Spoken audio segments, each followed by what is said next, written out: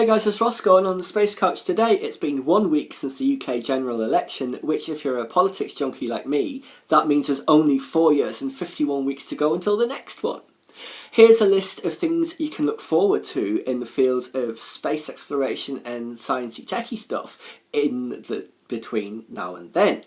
So, reusable rockets should become a reality, with SpaceX leading the way obviously, perhaps as soon as next month, that's June 2015, and maybe also Blue Origin and United Launch Alliance will make progress on reusable rockets in the meantime as well, who knows. Then there's the launch of the Beam, of course, in September 2015, with hopefully BA330s following in late 2017, 2018, and possibly even maybe one or more of the Olympis by 2020, who knows. Let's see, the Tesla Model X is going into production in September 2015. The reveal of the Model 3 in 2016, that'll be very exciting, and it obviously entering production in 2017, hopefully. The SpaceX and Boeing space taxi service should be up and running by the end of late 2017, early 2018, assuming Congress funds it properly, of course. Then there'll be the Juno probe finally reaching Jupiter's orbit in 2016. That'll be very exciting. Looking forward to what it finds out. The NASA Dawn probe is orbiting Ceres at the moment and will do until 2016 when it runs out of fuel. What are those great white spots? We still don't know. Time's going to tell, I guess. Then, of course, New Horizons flyby of the Pluto-Charon system in July 2015 is upcoming. And then it will also go by at least one other Kuiper Belt object, probably in 2019. Then there's the TESS satellite, that's the one that's going to be an exoplanet hunter, launching in 2017. The James Webb Telescope launching in 2018. First flight of the Space Launch System, 2018-2019. Completion of Gigafactory 1 for Tesla in 2017, of course. Maybe even other gigafactories under construction by then. Bigelow's lunar mining plans will be a lot more developed. Who knows what he'll have in orbit? Will he even have reached the moon? Because, you know, China is going to be hot on his heels. They want a manned person on the moon. Is it 2020 or 2024 at the latest? And they will do it as well, I guarantee it. Let's see, the Kepler satellite on its extended K2 mission, that should be operational till December 2017 at least, until its fuel runs out, so lots more results to come from that. Very much looking forward to what else it finds out. Let's see, then there'll be the rollout and first flight of the Stratolaunch carrier plane, you know, the Rock, the giant one. I'm going to be doing a video on Stratolaunch to talk about that a bit more in depth. That should be in 2016, and obviously further flights after that. Hover bikes could be in production. And you know what they could enable? They could allow things like Quidditch to become a reality. Bit modified from the Harry Potter novels, obviously, but yeah, could definitely be a thing. Wouldn't that be awesome? Fantastic stuff. Aerial sports, it's going to be a thing, definitely. The Airlander, that could be flying. It should be flying by 2016. It could be in service in many places by 2020. Doing pleasure cruises, cargo, who knows?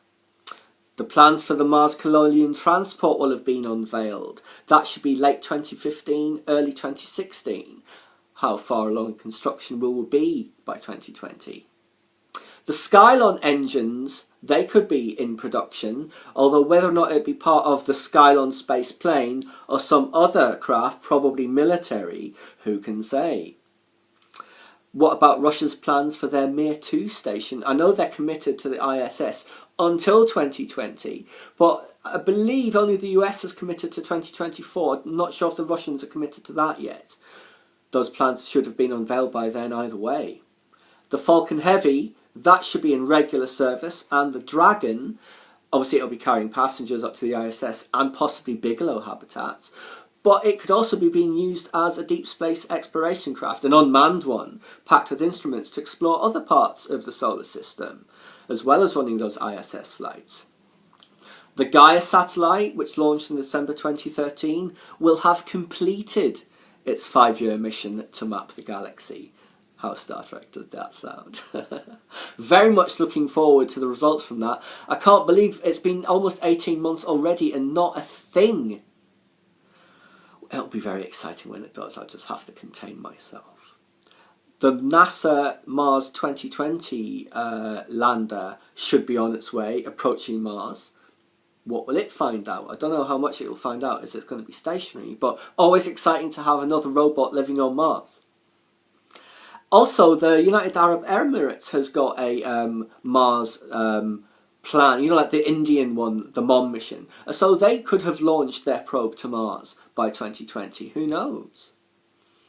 Also, that giant rocket that SpaceX want to build, the Raptor, the one that's going to be the one that takes them to Mars, not the SLS, because that will take no one anywhere before 2020. Maybe after that, but certainly not before.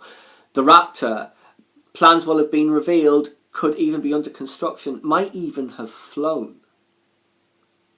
Virgin Galactic should be running their suborbital flights by then. The Spaceship 2 is under construction, about 2/3 complete, their second craft, obviously the one that replaced the one that crashed. And where will be with their plans for to launch satellites from the carrier ship on rockets, the Launcher 1 I believe. We should have a lot more progress on that. The Dream Chaser, that should be in service somewhere, whether it's with JAXA or perhaps the ESA running flights to their potential stations as well as the ISS, or the cargo version running flights to the ISS. And there's that shrunken version for Stratolaunch as well, remember, that's going to be cut down to only have 3 passengers. A probe for Europa, a mission to Europa, that should be well underway, the planning for it, certainly. Obviously the ESA and NASA are both interested in that. Can't wait to see that, but that will be at least 10 years before it gets there, a lot longer. It'll be the general election after the coming one. Now, the Hubble telescope is due to have been decommissioned at some point after the James Webb launches in 2018. Although they did want to have a period of overlap to maximise the usage of both their assets. It does seem such a waste, though, to deorbit such an iconic spacecraft. I'm sure that by then someone could send a repair crew up there to refurbish it, refuel it, maybe reposition it elsewhere. I mean, after all, one of the proposed usages of the Olympus is as a space garage repair depot, and I'm sure there would be a market for that. Definitely save the Hubble. That's just a few of the things we've got to look forward to in the next 5 years. I mean, there's also, the Comet Hayabusa asteroid, I think it is, Japanese mission to, I think, land on an asteroid and return. That's another thing. The Japanese also have a spacecraft hopefully going to enter the orbit of Venus in December this year, 2015. It missed its first entry point. It's been drifting for about 4 years since then, has finally returned. Many other things. Who knows what else Tesla will have come up with? Who knows what Blue Origin will have come up with? They're so secretive, we don't know what they're doing. What about that Vulcan rocket, the one with the detachable engines? We'll see about that. Anyway, guys, just thought I would share with you what we can expect to come. Please subscribe to my channel if you enjoyed this content. Leave a comment or suggestion for a topic you'd like discovered, or why don't you hit that big thumbs up?